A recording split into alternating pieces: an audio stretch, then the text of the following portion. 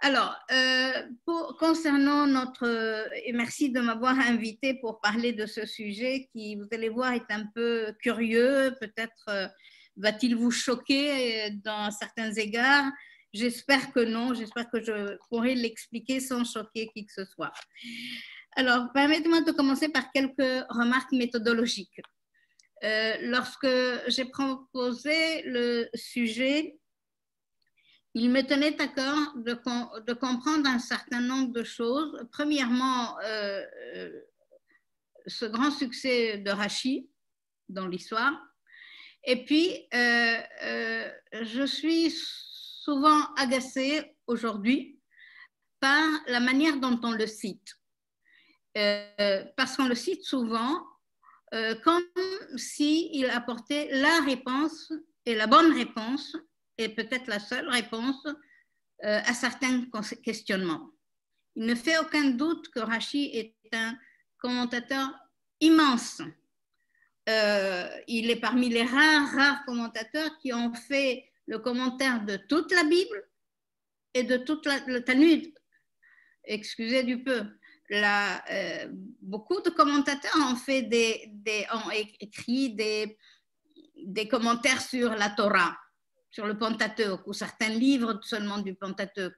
Mais commenter toute la Torah, ils sont rarissimes, plus le Talmud, comme vous le savez.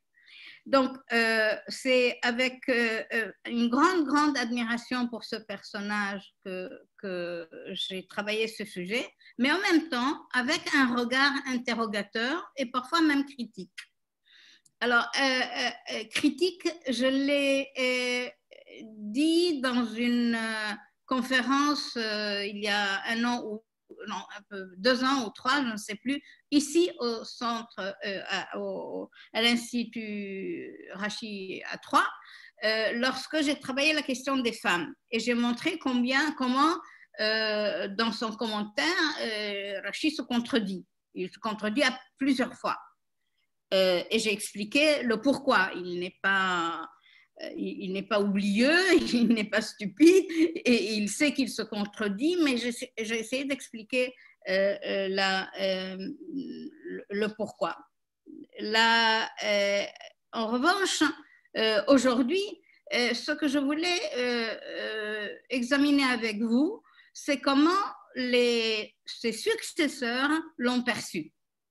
Et donc, ils lui reconnaissent sans aucun doute sa stature exceptionnelle, mais en même temps, ils n'hésitent pas à le critiquer, à le contredire, à dialoguer avec lui, même s'il s'agit de 2 figures qui ne l'ont jamais rencontrées, puisqu'elles sont postérieures à lui. Donc, ce qui m'intéressait donc, et là c'est un point important, ce ne sont pas les idées différentes que les uns et les autres ont, parce que c'est normal, sinon on n'écrirait pas des commentaires si on n'avait pas de nouvelles idées. Ce qui m'intéressait, c'est les moments où, franchement, Ibn Ezra et surtout Nachmanide cite Rachi et s'exprime. D'abord, il le cite nommément. Parfois, il réagit sans le nommer, mais on comprend que le discours s'adresse à Rachi. Ce que j'ai relevé, c'est uniquement certains passages, pas tous, ils sont nombreux, donc j'ai sélectionné un petit peu. Je voulais voir, j'ai choisi uniquement les passages où Rachi est nommément mentionné par l'un ou par l'autre et nommément critiqué. Et parfois par des termes violents et agressifs de la part d'Ibn Ezra ou de Nachmanide. Par exemple, on va dire Rachi dit et ce n'est pas ainsi. Ou c'est pas vrai, ce n'est pas juste, c'est faux, quoi. Ou les choses ne sont pas telles qu'il les dit. où il n'a rien compris au verset. Alors, on va voir un passage où Nachmani dit, ben non, il ne comprend pas le verset, où Ibn Ezra, il dit, mais qu'est-ce qu'il nous raconte là? Le verset dit le contraire. Enfin, évidemment, je traduis un petit peu Nachmanide et Ibn Ezra. Donc, là, je répète, je n'ai choisi que les passages où expressément ils le citent et ils disent c'est pas vrai, c'est pas juste, c'est incorrect, etc. Alors, ce type de réaction à l'égard de Ibn Ezra et de Nachmanide à l'égard de Rashi peuvent porter sur des questions grammaticales, lexicographiques, halachiques, sur le sens obvi du verset ou sur la question de la tradition rabbinique. Je reviendrai sur ces points dans ma conclusion. Alors, peut-être encore dans un passage, Nachmani dit Rachid dit telle chose sur tel sujet, mais il dit le contraire du verset lui-même, comme si Rachid ne savait pas lire le verset. On devrait se... Et Rahmanide a raison. Rachid dit le contraire du verset, mais peut-être à nous de savoir pourquoi il le fait. Mais ça, ce n'est pas mon sujet. Mon sujet, c'est vraiment les réactions de Ibn Ezra et de Nachmanide. Juste pour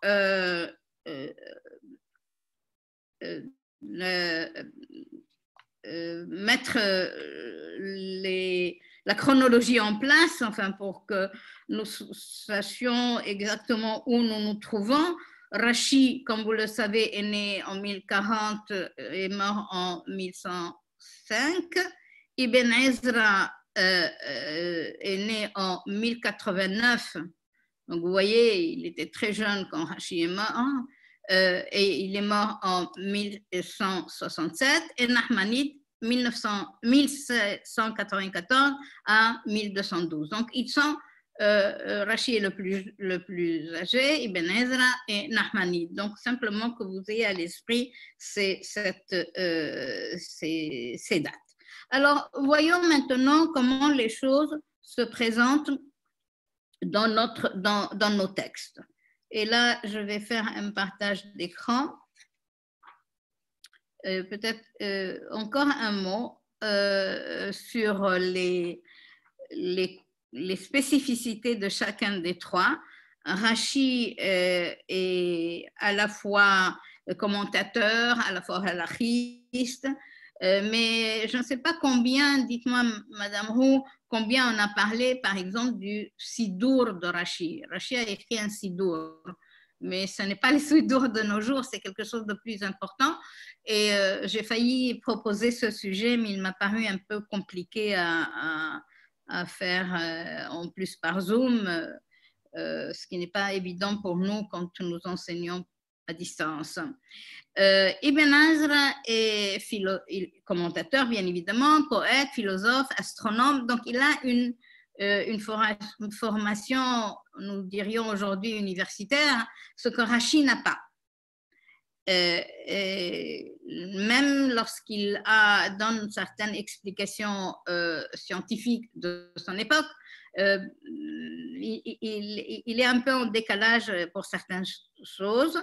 Et Ibn Ezra a beaucoup voyagé, de Tudel au Maroc, en Algérie, en Tunisie, etc. Et Nachmanide, qui est le plus jeune, qui est surtout connu pour son approche mystique du judaïsme et de ses connaissances immenses des sources rabbiniques. Alors, prenons maintenant le premier verset, le tout premier verset de la Torah, et nous allons voir comment les choses se passent à ce niveau-là. Est-ce que je peux faire un partage d'écran? Oui, tout à fait. Vous avez... Oui, tout à fait. Vous avez les droits pour faire le partage d'écran. OK. Merci. Je vous en prie.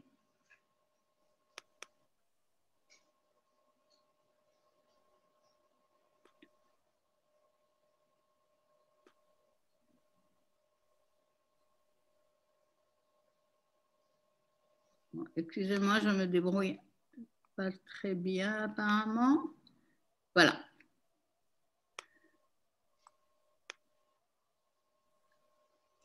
Voyez-vous l'écran? Est-ce que c'est assez lisible? Est-ce que les caractères sont assez grands?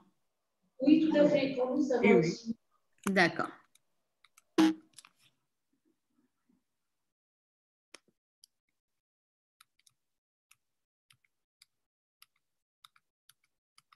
Voilà. Donc, je rappelle, lorsque Ibn Ezra et Nahmanide expriment leur désaccord avec Rashi. Donc, le premier texte est celui de Genèse 1 que vous connaissez tous. Alors là, pour ma présentation, parfois les commentaires sont beaucoup trop longs pour les reproduire, donc je les ai résumés, mais quand ils sont courts, je les ai cités in extenso. Là, il est particulièrement long, donc je l'ai résumé. Donc, vous savez que le premier, vous connaissez tous le premier verset, au commencement, Elohim créa le ciel et la terre. Et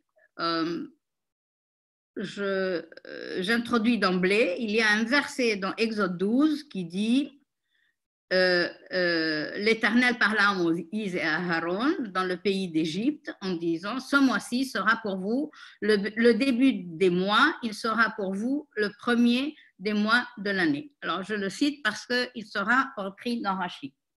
Alors que dit Rashi dans ces toutes premières lignes du Pentateuque, de son commentaire du Pentateuque? Il ne dit rien. Il cite Rabbi Yitzhak. Rabbi Yitzhak est un agadiste. Il y a deux Rabbi Yitzhak, on ne sait pas lequel c'est, mais pour nous, c'est peu important. Il cite un agadiste, Rabbi Yitzhak, et Rabbi Yitzhak, dans son agada, dans son approche midrashique, dit la chose suivante, et c'est ce que Rashi cite en toute la première ligne de son commentaire. Pourquoi la Torah commence par la création du monde? La Torah aurait dû commencer par Exode 12, versets 1 et 2. C'est le verset que je viens de vous lire. Donc, la question de Rabbi Yitzhak le Hagadis est très audacieuse. Et je veux dire, il dit quoi? Dieu ne sait pas par quoi il a commencé. Il s'est trompé de présentation de la Torah. Et donc, et il répond, toujours Rabbi Yitzhak le Hagadiste, en disant, pourquoi la Torah commence par la Genèse et pas par Exode 1 et 2? Parce que Exode 1 et 2, c'est la première mitzvah, c'est le premier commandement que le peuple d'Israël a reçu en tant que peuple. Donc, la Torah, c'est la loi de Dieu donnée à Israël. Donc, la Torah aurait dû commencer par la loi et par la première loi qui a été donnée au peuple. Donc, il y a avant la circoncision et Guy Danachet, il y a quelques 2 ou 3 commandements avant, mais ils sont donnés au patriarche. Tandis que Exode 12, c'est la première mitzvah, c'est le premier commandement donné, c'est le calendrier, donné au peuple d'Israël en Égypte en tant que peuple. Donc, on aurait dû commencer la Torah par cela, dit Rabbi Yitzhak. Et pourquoi quand même Dieu a-t-il choisi de commencer la Torah par la création du monde? Et toujours Rabbi Yitzhak répond, parce que si un jour les nations viendraient dire à Israël, vous êtes des voleurs, vous avez volé la terre de Canaan, qui est promise au peuple d'Israël, Israël pourrait répondre, la terre entière appartient à Dieu et c'est lui qui l'a donnée aux nations. Par sa volonté, il l'a reprise et l'a donnée à Israël. Donc, nous ne sommes pas des voleurs. Donc, en fait, Dieu a commencé la Torah par ce verset, par la création, pour dire que c'est lui le propriétaire de toute la terre qu'il a créée et il a donné cette partie à Israël. Et Rashi prend cette idée à son compte. Nachmanide n'est pas du tout content de ce commentaire de Rashi et il le cite in extenso, enfin il cite Rabbi Yitzhak et la suite de Rashi parce que Rashi a su quelques mots et il dit mais comment peut-on poser une telle question? C'est évident qu'il faut commencer la Torah par la création du monde, pas pour une question de chronologie, mais pour une question de émouna. C'est le fondement de la émouna, c'est le fondement de la croyance en Dieu. Donc le fondement de la croyance en Dieu, c'est de reconnaître qu'il est le créateur de l'univers, et donc il est normal que l'on commence par la Torah, par la création du monde. Donc vous voyez, il y a deux approches différentes derrière le commentaire. En fait, il n'explique pas le verset en tant que tel, que veut dire créer la terre, le ciel, que veut dire commencement, etc. Et il y a une question vraiment, je dirais, philosophique qui se pose derrière ces deux commentaires. Et comment faut-il comprendre le début de la Torah? Pour l'un, c'est une question du rapport au peuple d'Israël et et avant tout de la loi donnée aux humains via le peuple d'Israël. Et pour l'autre, c'est une question de fondement de la croyance en Dieu. Pour Ibn Ezra, il ne se lance pas dans ces débats et il attire l'attention. Ibn Ezra est un grand grammairien, ce que n'est pas tout à fait Rashi. Et ça, on le verra tout à l'heure, comment il le critique. Ibn Ezra dit, et c'est ce qu'on nous enseigne, et c'est ce que j'enseigne aussi dans mes cours de langue, que bara, c'est créer ex nihilo. Il y a deux verbes dans le livre les premiers chapitres de la Genèse. Bara, qui veut dire créer ex nihilo, et asa, ou yatsar, façonner, faire, qui veut dire créer, mais à partir comme un potier, comme un artiste, créer à partir d'une matière. Et donc, Ibn Ezra dit, bara, c'est vrai, dans la plupart des cas, c'est créer ex nihilo, mais pas toujours. Pas toujours. Ce n'est pas toujours yesh me'ain. Ce n'est pas toujours ex nihilo. Donc, il met les choses au point en tant que grammairien, en tant que lexicographe, en l'espèce, sur la racine bara. Je prends maintenant un deuxième verset. C'est toujours dans la Genèse, c'est le verset de Genèse 3:16. C'est le moment où tétragramme Elohim afflige les punitions à l'homme, à la femme et au serpent. Et il dit, à la femme, il dit, c'est Dieu qui parle, j'aggraverai tes labeurs et ta grossesse, tu enfanteras avec douleur, ton désir t'attirera vers ton homme et lui te dominera. Alors, le problème porte sur cette expression, ton désir portera vers ton homme, une petite remarque, toutes les traductions sont les miennes, donc elles vont vous paraître parfois bizarres comme cette tournure, mais j'y tiens parce que c'est là-dessus que repose le commentaire. Si on n'a pas à l'esprit la littéralité du verset, on ne comprend pas parfois le commentaire. Donc, l'expression qui nous intéresse ici, c'est celle-là. J'ai oublié de la mettre en rouge, mais je la reprends ici. Je reprends une partie. Rashi ne s'intéresse pas à cette partie-là vers ton homme, mais c'est le mot teshukater qui l'intéresse, c'est celle-là, c'est ce que j'ai mis ici. Et il dit les tashmish. Les tashmish, ça veut dire les rapports sexuels. Rashi donc dit toi, femme, tu seras attiré par ton homme. Et après, il dit, et néanmoins, tu seras très attiré par ton homme, mais tu n'auras pas le droit de demander les relations sexuelles verbalement, et c'est lui qui te dominera, c'est-à-dire, dit Rashi, tout viendra de lui.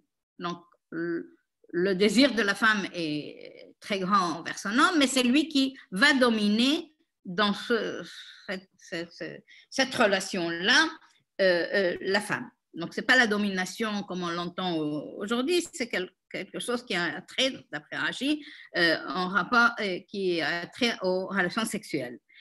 Mais en fait, Rashi ne dit pas ce que lui pense. Ce qu'il dit dans ce passage, c'est l'idée qui a été énoncée dans le Talmud. Et c'est ce que je déplore dans l'enseignement de Rashi aujourd'hui. C'est-à-dire, on ouvre le livre, on lit le commentaire et on dit, voilà, Rashi dit. C'est vrai que c'est Rashi qui a écrit ces lignes, mais il n'en est pas l'auteur. C'est le Talmud d'Eruvin qui en est l'auteur et il le cite. Et donc, c'est pour cela, Nachmanide dit, Ve'enenu nachon, c'est pas vrai, c'est faux. C'est faux.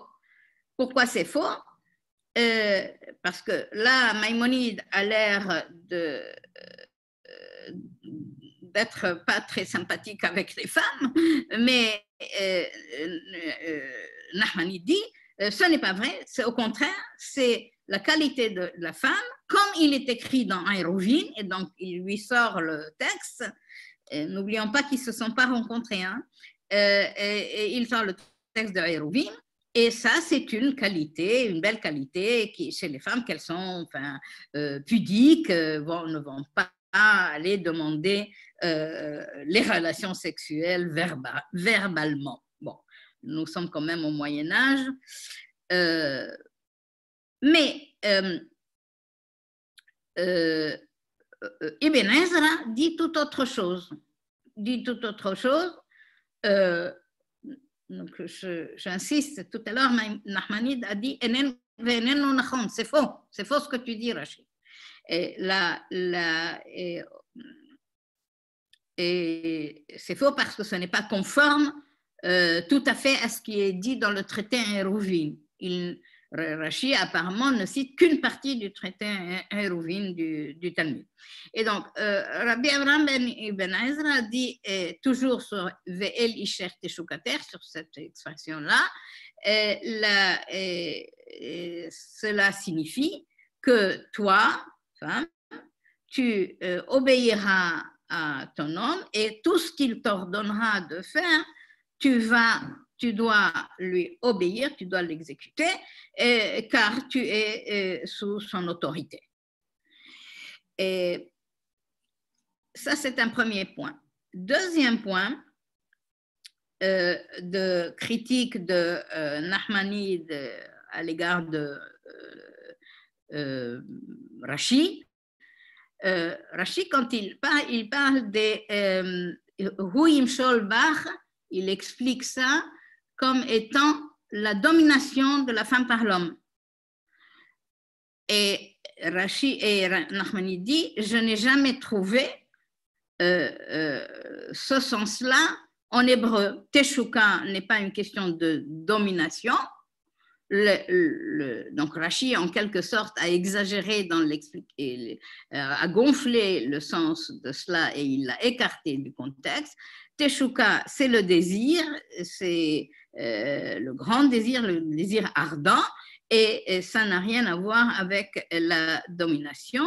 Et ce qui me paraît le plus correct à dire à ce sujet, c'est que Dieu a puni la femme, qu'elle désire ardemment son mari, mais sans réfléchir à la douleur qu'elle va éprouver lorsqu'elle sera enceinte et qu'elle mettra un enfant du monde.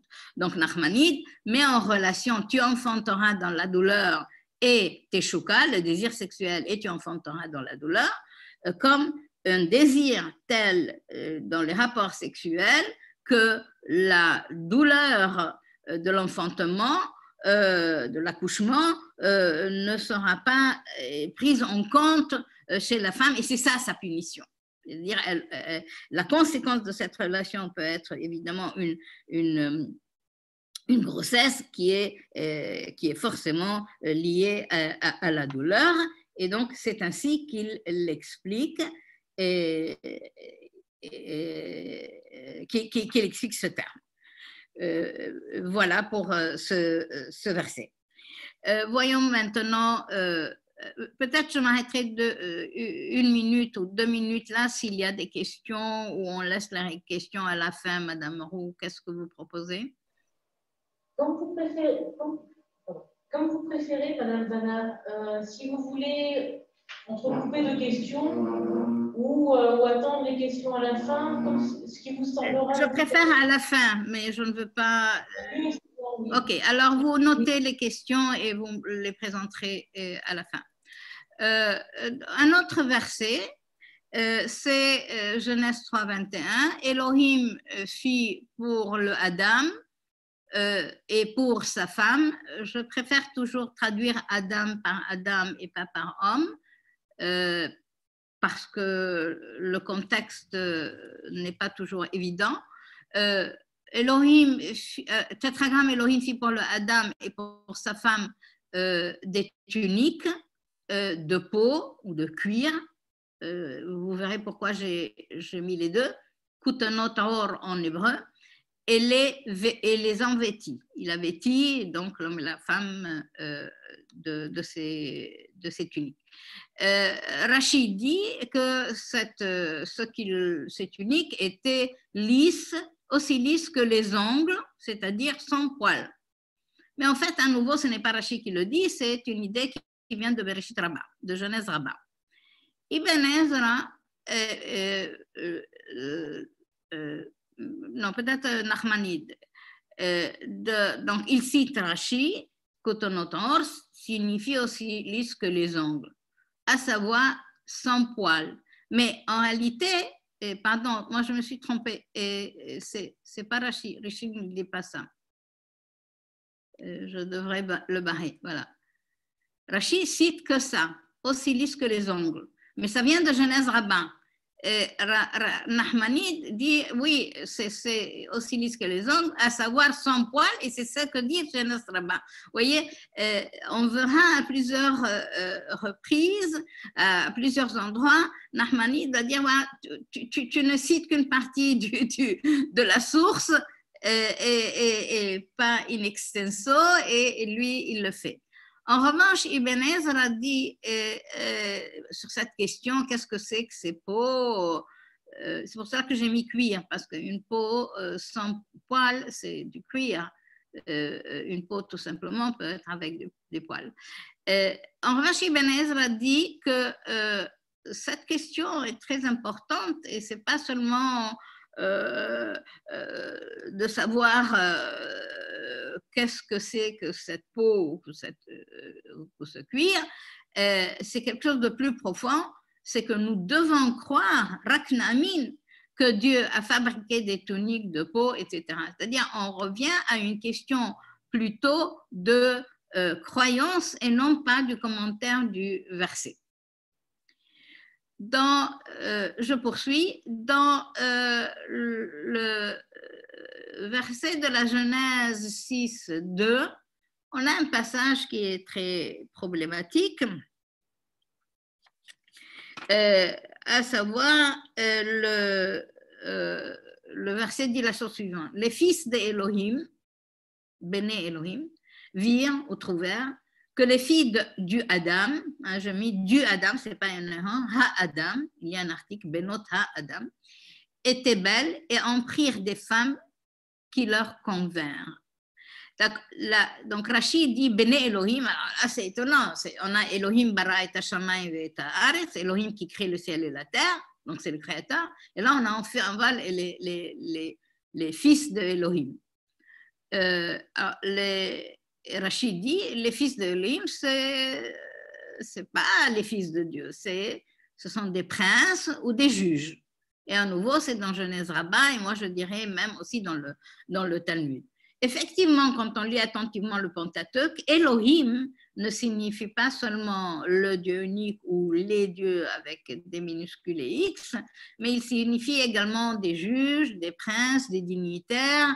Et le mot Elohim a plusieurs sens. Et donc Rashi choisit celui-ci, alors que Ibn Ezra dit c'est les fils de juges, effectivement, mais ajoute d'autres interprètes que ce sont les fils de Chet et les filles des familles de Caïn. Mais à mon avis, dit Ibn Ezra, il s'agit d'hommes ayant la connaissance du divin. Donc, Bene Elohim, il va Yachar Be'enai, Bene Elohim hayodrim da'at ha'elyon. C'est les gens qui ont la connaissance de Elohim et pas qui auraient une filiation avec Elohim. Et Nahmanide, oui, il rappelle la source et ajoute. Mais alors, si les fils de Elohim et c'est les fils des juges et les fils de princes, mais alors ça signifie que les juges agissent avec iniquité, avec injustice, et il part dans une diatribe concernant le manque de logique de proposer une telle explication parce que ceci implique, sans le vouloir bien sûr, que les juges ne jugent pas avec justice ni équité et que il y a là une manière involontaire, certes, de tromper le lecteur sur le sens de cette expression. Je passe maintenant à un point qui n'est plus commentaire, mais plutôt qui aura des incidences halachiques. C'est le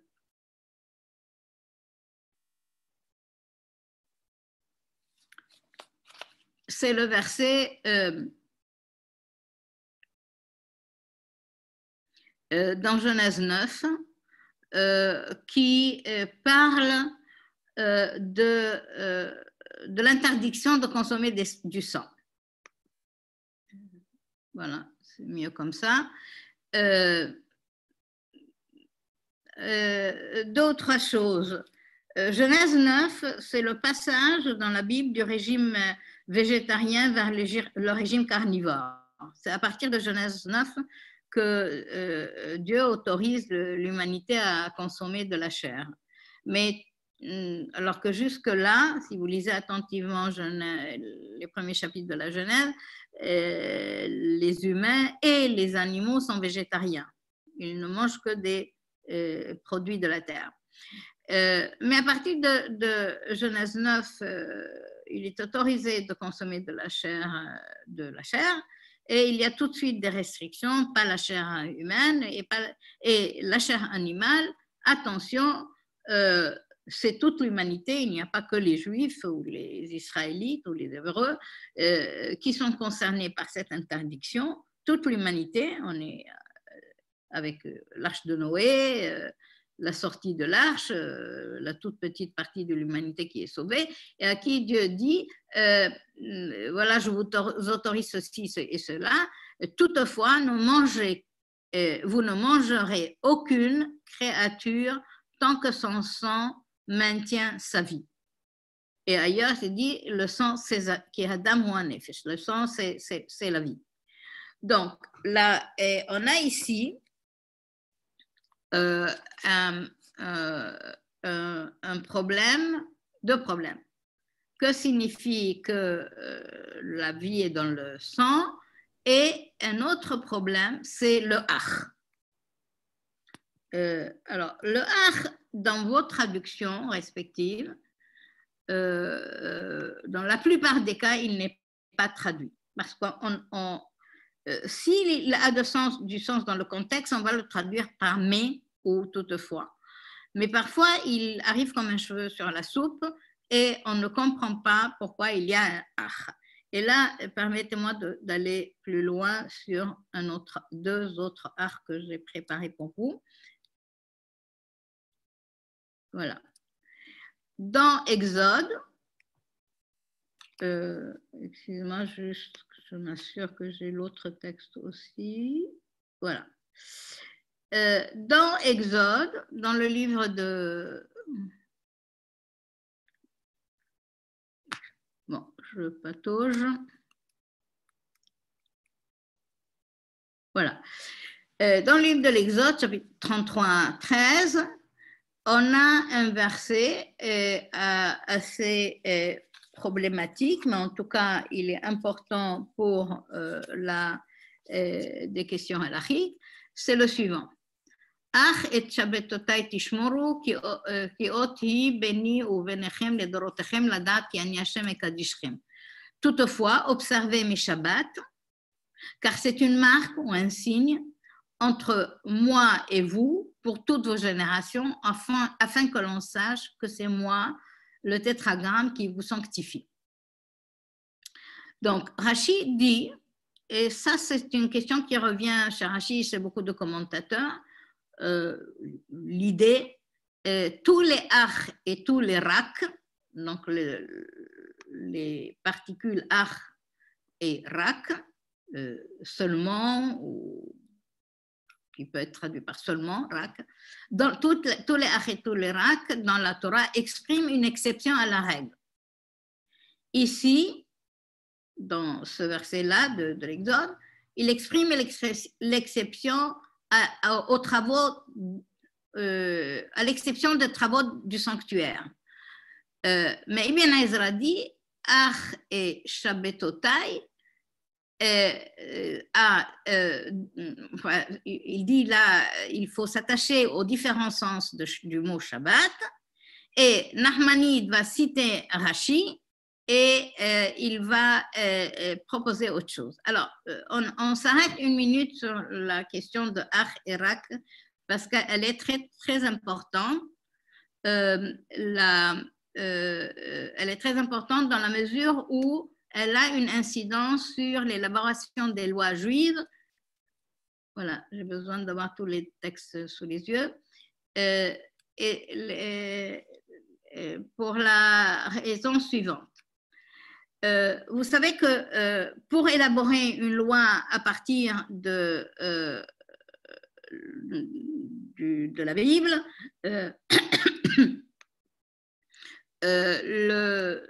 on a besoin de la loi orale, en tout cas pour le judaïsme, et des règles herméneutiques. Et parmi les règles herméneutiques, il y a la suivante, c'est une règle de Rabbi Akiva, c'est si tu as dans un texte législatif de la Torah, je dis bien de la Torah, le mot ach ou rak, ça veut dire que le texte vient apporter une exception à la règle, sans exprimer l'exception de manière explicite. Donc, lorsqu'on a un mot comme ach, le ach dans ce verset-là, il s'agit de savoir, c'est l'exception, quelle est l'exception? Je sais qu'il faut observer les Shabbats, très bien, mais de quelle exception s'agit-il à travers le ach alors qu'elle n'est pas dite, elle n'est pas exprimée, elle n'est pas formulée dans la Bible, dans la Torah? Et la réponse de Rashi, c'est à l'exception des travaux du sanctuaire. C'est-à-dire, il faut observer les Shabbats, là, il n'y a pas d'exception, sauf dans le sanctuaire. Dans le sanctuaire, le Shabbat n'est pas nécessairement observé. En revanche, Ibn Ezra dit Shabbat, on a plusieurs sens du mot Shabbat. Ça peut être le jour de fête, ça peut être le 7e jour de la semaine, ça peut être l'année sabbatique, c'est-à-dire la 7e année dans le cycle agricole, etc. Il se lance dans une explication lexicographique, alors que Nachmani dit oui, bien sûr, Ach et Rak font des exceptions, mais ce n'est pas ce que dit Rashi, ce n'est pas exception aux travaux du sanctuaire, mais plutôt l'exception porte sur l'exclusion du Pikuach Nefesh. Pardon, il manque un H ici. Pikuach Nefesh. Alors, qu'est-ce que c'est Pikuach Nefesh? Il faut absolument observer les Shabbats, comme le dit le verset, et l'exception, c'est sauf si la vie humaine est en danger. Donc, vous voyez ici, du coup, le Ach ne porte pas sur juste des considérations littéraires, mais sur la question de savoir qu'est-ce qu'on va déduire comme règle à partir de ce Ach dans ce contexte ou dans un autre contexte, enfin, dans celui-ci, enfin, dans chaque contexte. Et ici, Rashi dit l'exception, c'est les travaux dans le sanctuaire. Nachmani dit non, c'est pas du tout ça. L'exception, c'est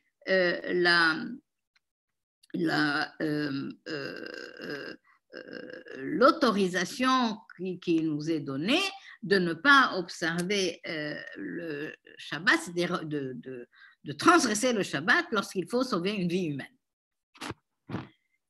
Bien. Je prends un autre Ach et Rak, et pardon, ce n'est pas celui-là.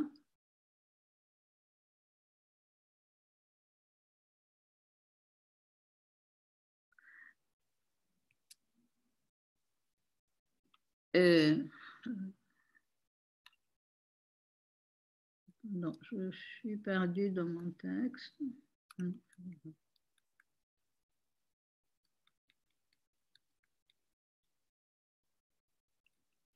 Bon, tant pis. Vous avez compris le principe du Ach et du Rak. J'en avais un autre, mais je ne le trouve pas.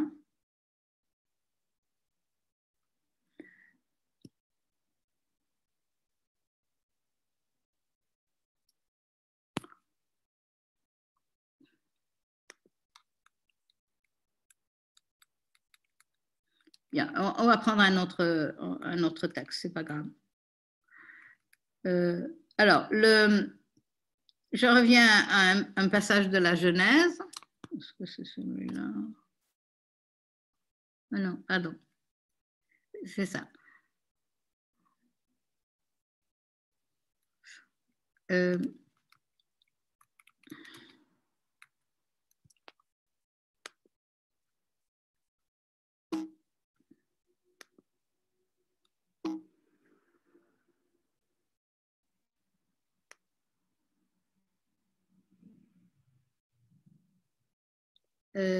Voilà, c'est ça. Je reviens donc au passage de la Genèse, c'est dans Genèse 17. Alors, tout le monde connaît l'origine du nom du fils d'Abraham, du fils de Sarah et Abraham, Yitzhak. Mais dans la plupart des cas, on va nous citer Rashi, entre autres, surtout Rashi, pour nous dire, bon, Yitzhak s'appelle Yitzhak parce que Sarah a ri. Yitzhak veut dire littéralement « il rira ». Je répète pour le non-hébraïsant, Yitzhak, c'est la forme inaccomplie, la forme future du verbe rire. Donc, ce patriarche s'appelle « il rira ». Et là, on va voir quelque chose de très intéressant au niveau de Nachmani, d'Ibn Ezra et Rashi. Donc, Abraham tomba sur sa face et rit. Il dit en son cœur, un centenaire pourrait-il engendrer, et à 90 ans, Sarah pourrait-elle enfanter? Bon, il parle de lui et de son épouse. Est-ce qu'à notre âge, on pourrait avoir des enfants? La réponse est bien évidemment non. Et donc, il est tombé face à terre lorsque l'ange lui annonce qu'il aura un enfant, et il rit. Donc, c'est Abraham qui rit. J'aimerais savoir, vous me direz tout à l'heure, qui parmi vous savait que c'est Abraham qui a ri et pas seulement Sarah? Alors, Rashi va, comme il le fait souvent, il cite Onkelos, c'est le traducteur araméen du Pentateuque. Il dit Abraham a ri de joie. Il s'est réjoui. Si vous lisez attentivement le verset, moi je ne vois pas comment il se réjouit. Il s'étonne, mais on a peine à voir où est la réjouissance. Donc, mais c'est ce que dit Onkelos, enfin c'est ce que traduit Onkelos. Il dit Abraham rit, il utilise un verbe pour dire rire de joie. Et Rashi le reprend à son compte. Mais Rashi ajoute que Abraham a ri de joie, mais Sarah, elle, a ri par incrédulité. Alors là, Nachmanide est d'accord avec Onkelos que le verbe rire peut être tzahak, peut être un rire de joie, mais il exprime à la fois la joie et l'ironie ou même la moquerie, dit Nachmanide. Mais à mon avis, dit-il, donc c'est Nachmanide qui parle, c'est d'émerveillement que l'on rira, ainsi que le dit Sarah, quiconque entendra ou apprendra mon histoire rira. Alors, en réalité, là, Nachmanide fait une mise au point très importante par rapport à Rashi, puisqu'il dit, à mon avis, il cite l'avis de Rashi et s'y oppose, en rappelant qu'il y a plusieurs textes, je les ai mis ici, où le nom de Yitzhak apparaît comme étant en relation avec le motif du choix de ce nom. En fait, c'est Abraham Hari, Sarah Hari, et Sarah, il y a un troisième rire, celui qui va entendre mon histoire rira, donc les autres riront. Et il y a un quatrième passage où c'est Dieu qui dit tu l'appelleras Yitzhak. Donc, si vous vous souvenez ce que je dis dans mon introduction, pour moi, il est très important de ne pas réduire ni le commentaire de Rashi ni d'autres commentateurs à la seule histoire de Sarah qui a ri. En fait, plusieurs catégories de protagonistes rient et l'origine du nom n'est pas uniquement le rire de Sarah. Et en fait, la réaction de Nachmanide, c'est non seulement en rapport avec les autres références, mais en rapport avec la lecture simple du verset. Où peut-on voir dans le rire d'Abraham une joie? On voit un étonnement et puis peut-être même une incrédulité plutôt par rapport à lui et pas par rapport à Sarah. Il est 19h. Je poursuis. Je ne suis pas sûre d'avoir le temps de présenter tous les textes, mais vous aurez compris l'essentiel. Il y a un verset dans Genèse qui 35, 1, 2, vous l'avez sous les yeux. Hasiru et Elohei hanechar asher betochachem v'itaharu ve'achalifu simlotechem. Elohim dit à Jacob, lève-toi, monte à Bethel, installe-toi là, donc à Bethel, et érige un autel au Dieu au Dieu, c'est ça, oui, au Dieu, peut-être faudrait-il mettre ici un majuscule, au Dieu, qui t'est apparu, ou qui t'a apparu, c'est pas si simple, lorsque tu fuyais Ésaü, ton frère. Donc, Elohim donne l'ordre à Jacob de partir vers Bethel et d'ériger un autel à l'endroit où Dieu s'est révélé à lui.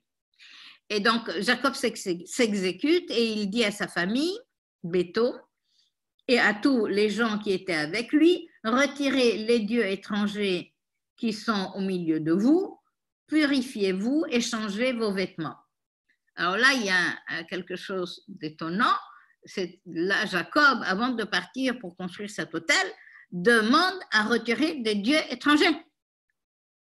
et il demande à se purifier et à changer ses vêtements. C'est ce qu'on fait quand on se purifie.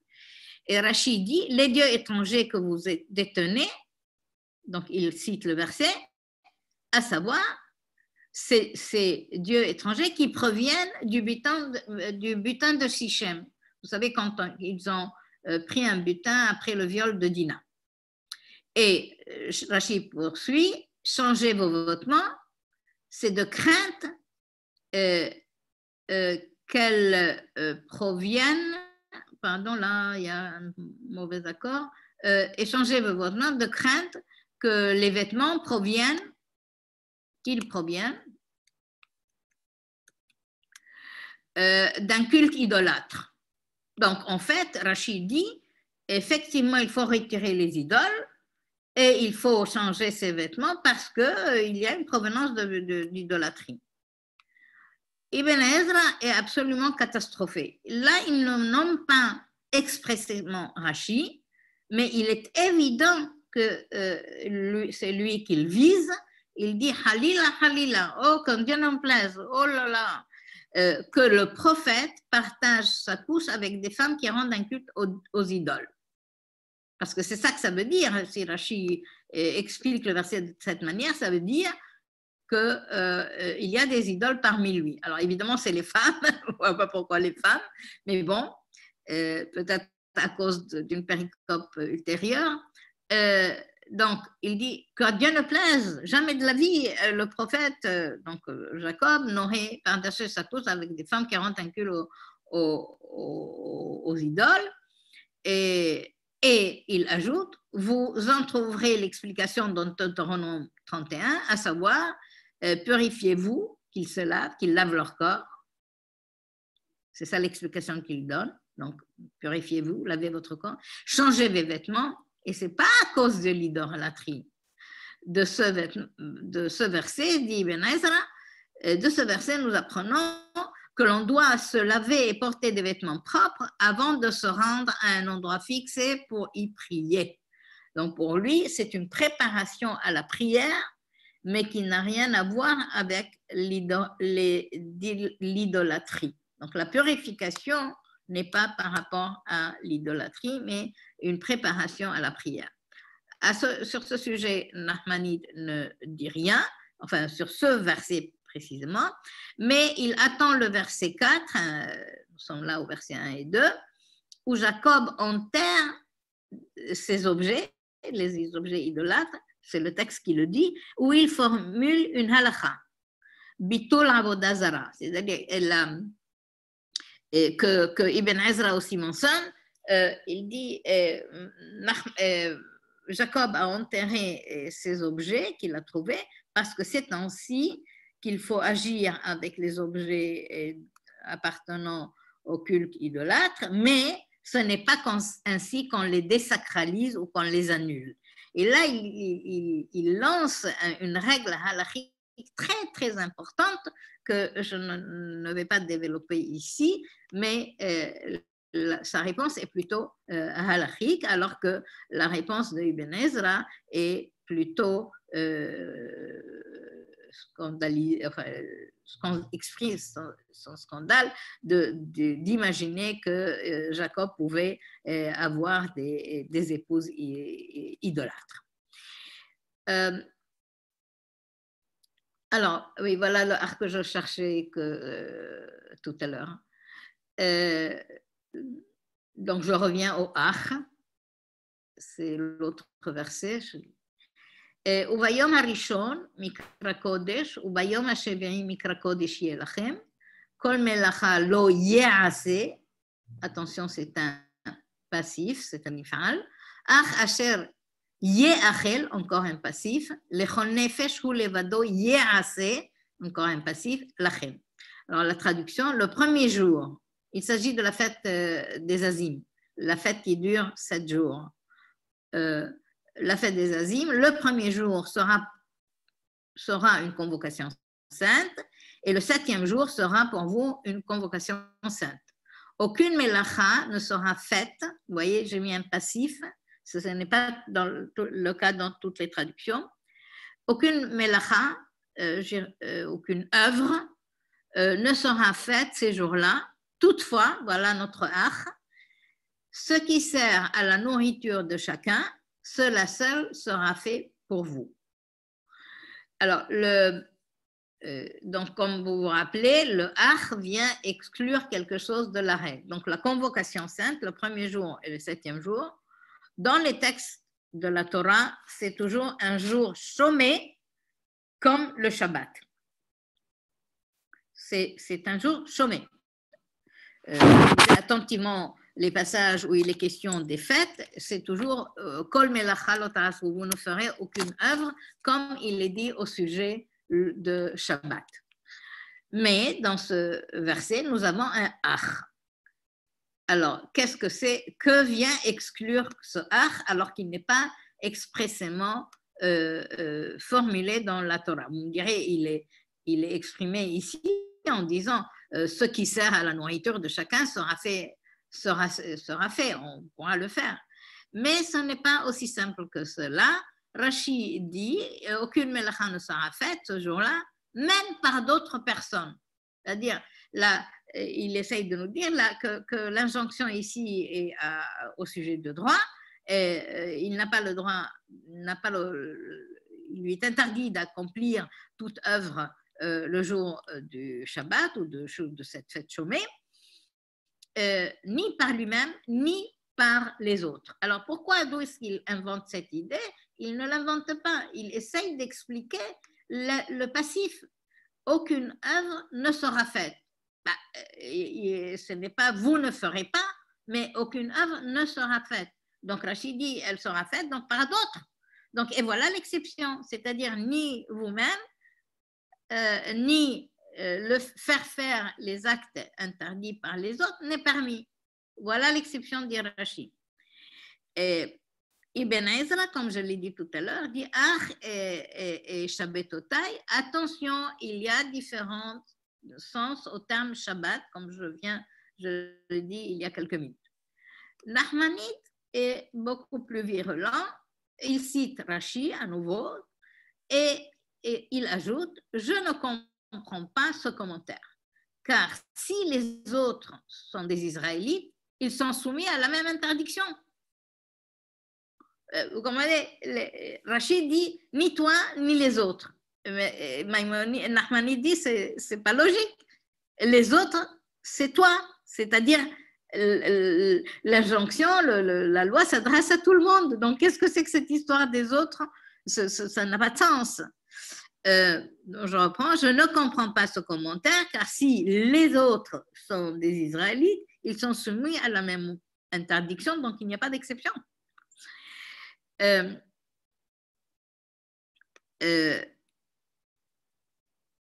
Alors, il donne, lui, il dit, alors, s'il s'agit, il évoque deux règles halachiques concernant les exceptions, soit peut-être s'agit-il du non-juif, ou s'agit-il d'une autre loi de l'Ifnei Iver que je n'ai pas le temps de développer ici.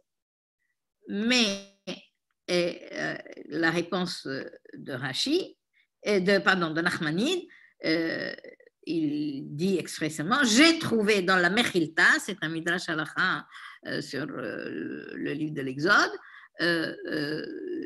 que l'exception, c'est ni toi, ni ton prochain, ni le goy. C'est-à-dire, Rashi a donné une réponse peu logique, mais si on cite in extenso ce que dit, ou on reprend ce que dit la Mechilta, l'exception, c'est même par un non-juif, on ne peut pas faire un travail interdit à Shabbat ou un jour de fête.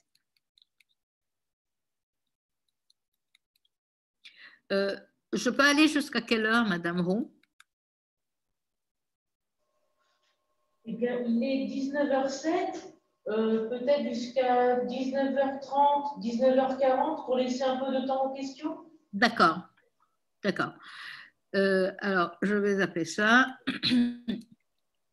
Et on va revenir à l'histoire du sang.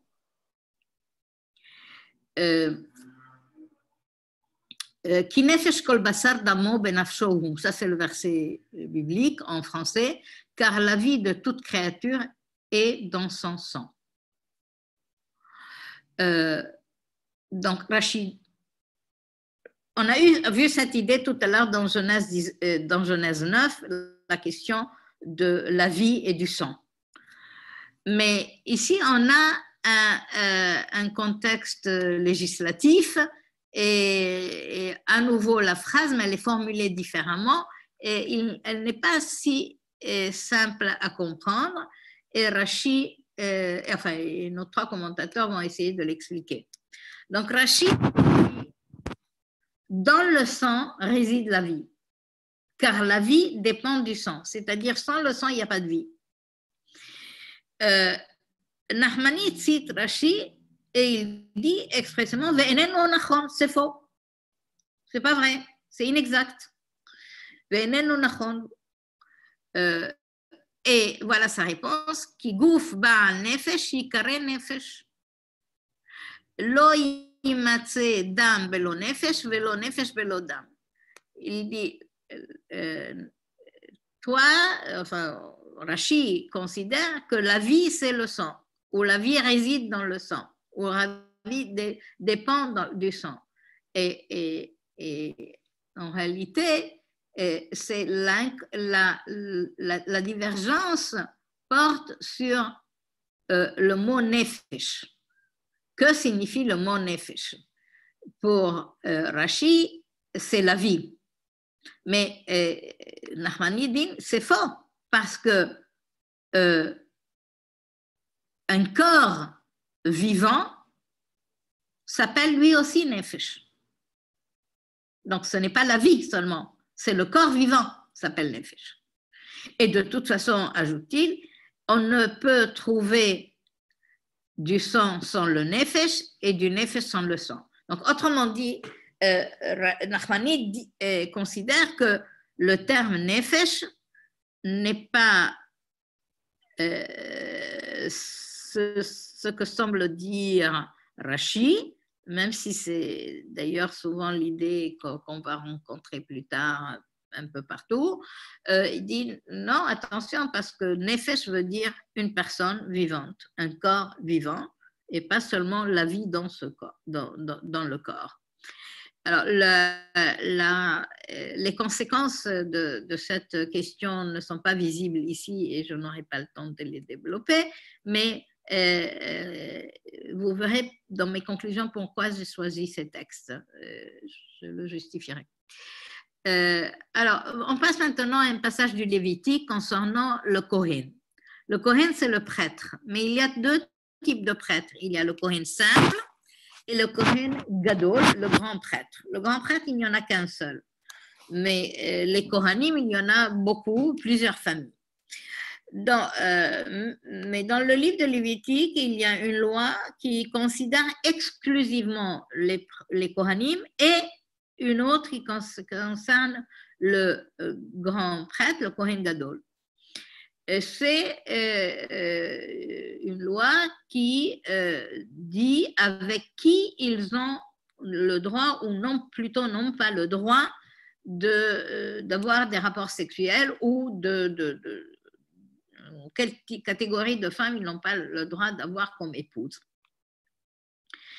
Et il y a une différence entre le Kohen Gadol et le Kohen tout simple.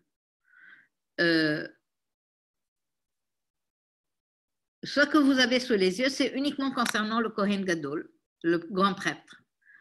Almana ou grusha vehalala zona et ele lo yikah velo yehalel zaro be'amav ki ani Hashem mekadisho. Une veuve, une femme répudiée, une halala, une zona, il ne prendra pas pour épouse afin de ne pas profaner sa descendance au sein du peuple. En réalité, c'est les mêmes catégories de femmes qui sont interdites au Kohen Gadol et au Kohen simple, sauf la veuve. La veuve ne concerne que le Kohen Gadol. Les autres catégories concernent et le Kohen Gadol, et le grand prêtre et le prêtre simple. Mais ce n'est pas ça qui nous intéresse dans ce verset, c'est simplement pour expliquer de quoi il s'agit. Donc, le problème, c'est que s'il prend ces femmes, il profane sa descendance et il est sanctifié par Dieu, enfin, et c'est une transgression grave que de prendre une femme de ces catégories-là pour un Kohen. Donc, Rashi dit, si le Kohen Gadol épouse l'une de ces femmes, vous avez compris qu'ici, c'est le verset pour le Kohen Gadol, hein, puisqu'il a la Almana, c'est comme ça qu'on le sait. Lisez le passage biblique. Si le Kohen Gadol épouse l'une de ces femmes, il profane sa descendance, car il aura enfreint la règle de Kedushat Kehuna. Kedushat Kehuna, ça veut dire la sanctification de la classe sacerdotale. La classe sacerdotale a un degré de sainteté qui est différent et supérieur au reste du peuple, et en prenant une femme de cette catégorie, le Kohen Gadol aura profané cette sacralité qui est particulière au Kohanim.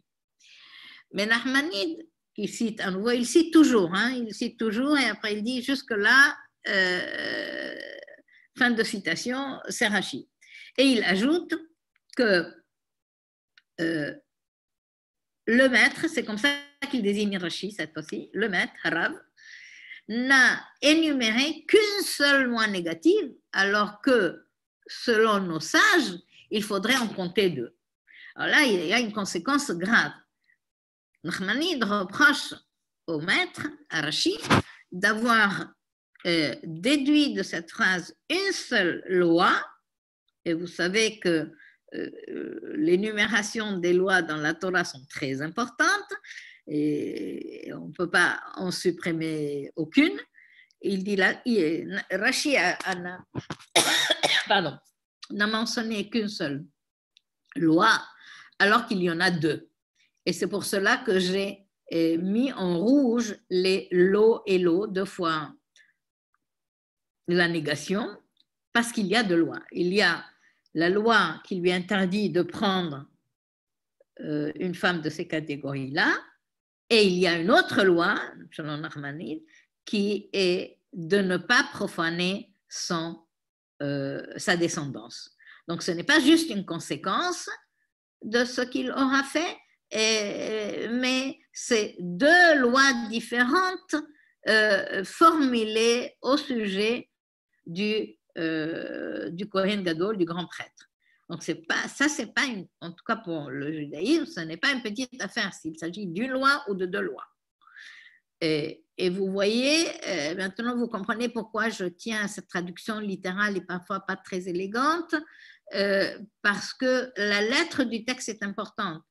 Si je le lis en français, une veuve, une femme répudiée, une halala, une zona, il ne prendra pas pour épouse, afin de ne pas profaner sa descendance au sein de son peuple. Je comprends qu'afin de, c'est la conséquence qu'il faut éviter de cette interdiction.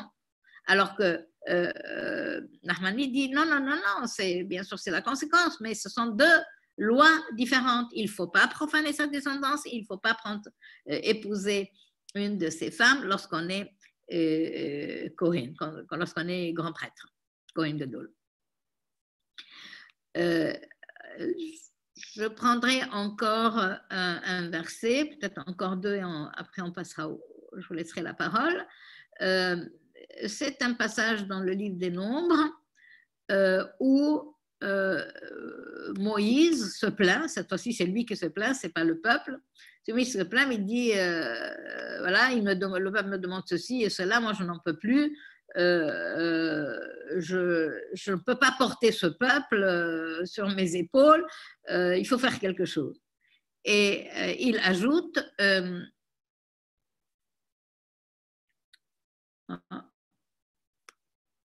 ici il y a une erreur. Ve'im kacha at oseli horgenina harog imatzati hen be'enecha. Ve'al er'e bera'ati. Je vois que je n'ai pas traduit le verset. Excuse-moi, je vais le faire tout de suite. Et si ainsi tu agis envers moi, tue-moi, s'il te plaît, si je trouve grâce à tes dieux. Et afin que je ne vois pas le malheur qui m'arrive. Alors, vous avez compris maintenant que quand je mets un mot en rouge, ça veut dire que c'est là-dessus que les commentaires vont... que les commentaires vont viser ces termes. Alors, je répète, Moïse dit à Dieu, si hâte tu fais cela envers moi, tue-moi, je n'en veux plus vivre. Ma vie est difficile, je préfère partir.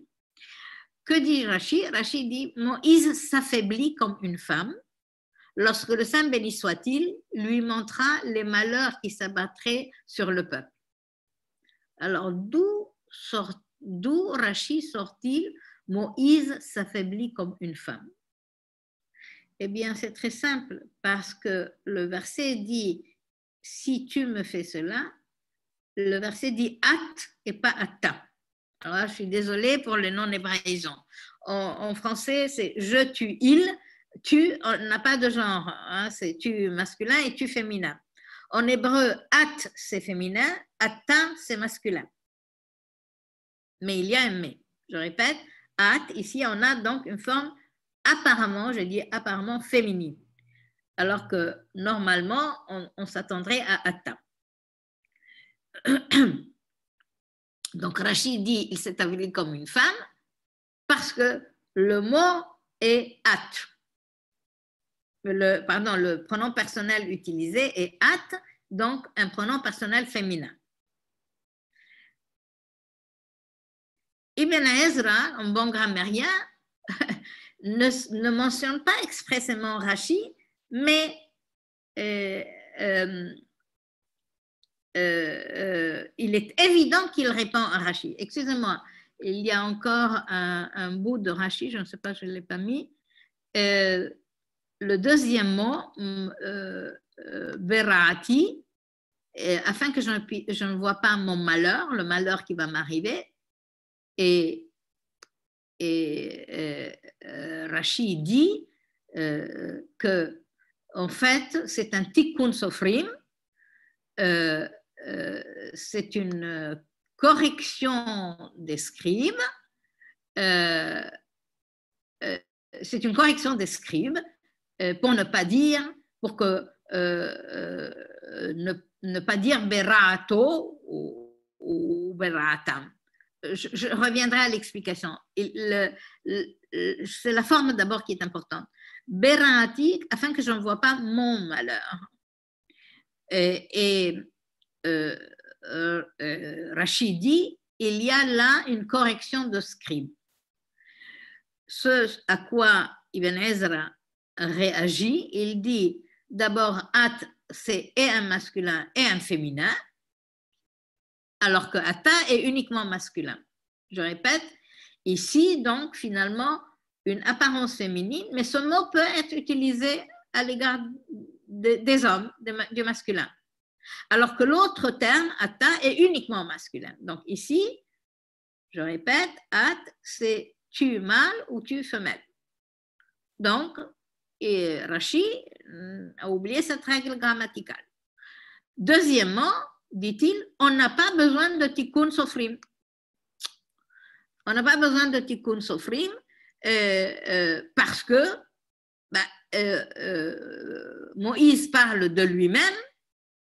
Il dit, je ne veux pas voir le malheur qui arrivera à ce peuple. Alors, je sais que ce passage est compliqué, je expliquerai à nouveau. Nachmanide, comme à son habitude, va citer Rashi in extenso et il ajoute « Je ne comprends pas ceci ». Et j'ai envie d'ajouter « Il a parfaitement raison, c'est absolument incompréhensible ». Comment, voilà ce que dit Nachmanide, comment Rashi, tu peux nous dire que Moïse s'est affaibli? At ne concerne pas Moïse, c'est Dieu. Donc, vous comprenez, At s'adresse à Dieu et Rashi nous dit qu'il s'agit de Moïse qui s'est affaibli comme une femme puisque c'est une forme féminine.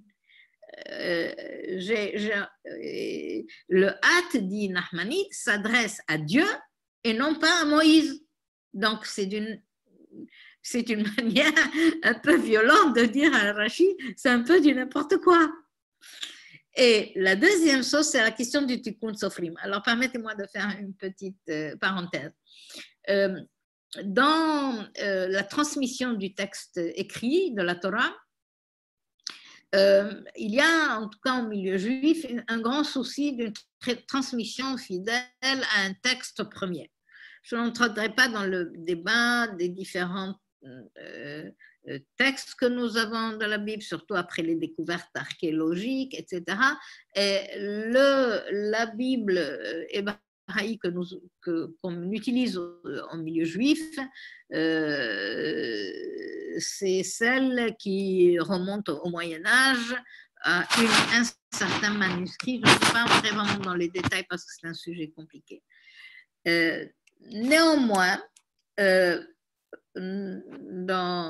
lorsque ce texte-là a été contrôlé, on a compté les nombres de mots, de lettres, d'expressions, etc. C'est le travail de la Masorah. On a également recensé un certain nombre de ce qu'on appelle tikkun sofrim, des corrections de scribes. Alors, c'est quoi ce qu'on appelle les tikkun sofrim? C'est que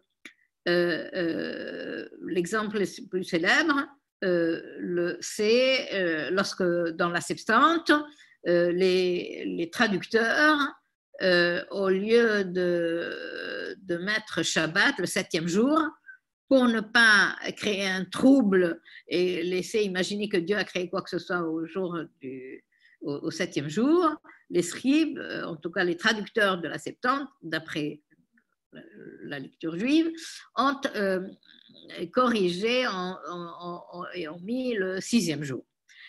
C'est le même phénomène que nous aurons dans cette histoire de Tikkun Sofrim, que les scribes ont dit il y a un mot qui est écrit de cette manière, mais en fait il s'agit d'un autre mot. Donc lisez un petit peu autour de cette notion de Tikkun Sofrim. Pour nous, pour ce qui nous intéresse, c'est que Rashi ici est attaqué de manière très virulente par les deux, parce que d'abord, il utilise le pseudo féminin At pour parler de Moïse, alors qu'il s'adresse à Dieu, comme le dit le texte, comme le précise Nachmani. Deuxièmement, il déduit des choses qu'il imagine, d'après eux, qu'il s'est affaibli, tout simplement parce qu'il y a un hâte. Ibn Ezra, son nommé Maïmonide, Rashi, il répond à ces deux points. Pardon, et Rashi a dit il est 19h30. Elle a dit c'est un hâte masculin et féminin et on n'a pas besoin de tikkun sofrim pour dire Berati. Alors cette histoire de Berati, mon malheur, ne pas voir mon malheur, que je ne vois pas mon malheur, Ibn Ezra dit oui, si effectivement il y a tant de sanctions qui seront apportées, qui seront infligées au peuple d'Israël, moi je ne veux pas voir ce malheur. Voilà, peut-être encore un tout dernier verset, ou peut-être il est déjà 30. Alors peut-être je vais m'arrêter ici et peut-être vais-je répondre aux questions si vous le voulez bien. Je conclus. D'abord, vous voyez que les commentateurs, Rashi et Ibn Ezra, donnent un commentaire sur des petits bouts de phrases. Nachmanide, lui, est très prolixe et il aborde une vraie pensée. Lorsque c'est Rashi et Ibn Ezra, il y a 4, 5, 6, 10 lignes, chez Nachmanide, il y en a 40-50. Donc, Nachmanide élabore vraiment une pensée et une argumentation dans son commentaire, ce qui n'est pas le style des deux autres commentateurs. Mais c'est aussi la technique des commentateurs juifs, c'est de prendre des petits bouts de phrases et de réagir à ces petits bouts, ce qui fait de phrases bibliques évidemment, ce qui fait qu'on peut ensuite trouver des contradictions parce qu'il ne s'agit pas d'élaborer une pensée homogène, générale sur l'ensemble du texte, comme le ferait Nachmanide ou d'autres commentateurs du même style. Deuxièmement, le fait que deux grandes figures comme Ibn Ezra et Nachmanide réagissent, et parfois d'une manière violente, aux propos de Rashi, est un témoin de son importance, de l'importance, même s'ils le critiquent, même s'ils ne sont pas ils ne sont pas toujours très, très gentils avec lui, il ne fait aucun doute que leur réaction témoigne de l'importance de son commentaire. Alors, quelle est cette importance? Est-ce parce qu'il est devenu populaire? Est-ce que parce que son commentaire s'est diffusé plus que les autres? Ça, c'est une autre question. Et si je dois, un troisième point, si je dois répondre à la question que dit Rashi, que pense Rashi au sujet de telle question, ou que dit Nachmanide au sujet de telle même question, j'aurais beaucoup de mal à le formuler parce que leur pensée est un peu éparpillée partout dans le texte. Il faut faire un travail gigantesque, je dirais titanesque, pour dégager les idées et se poser la question, que fait-on surtout, c'est Rashi, lorsqu'il y a des contradictions. En revanche, Nachmanide, il est très aisé de faire ce travail parce qu'il donne une explication longue, argumentée, détaillée du texte, et vous pouvez avoir dégager sa vraie pensée sur certains sujets. Et peut-être je m'arrêterai là et je vous laisse la parole pour poser des questions. Je vous remercie de votre attention.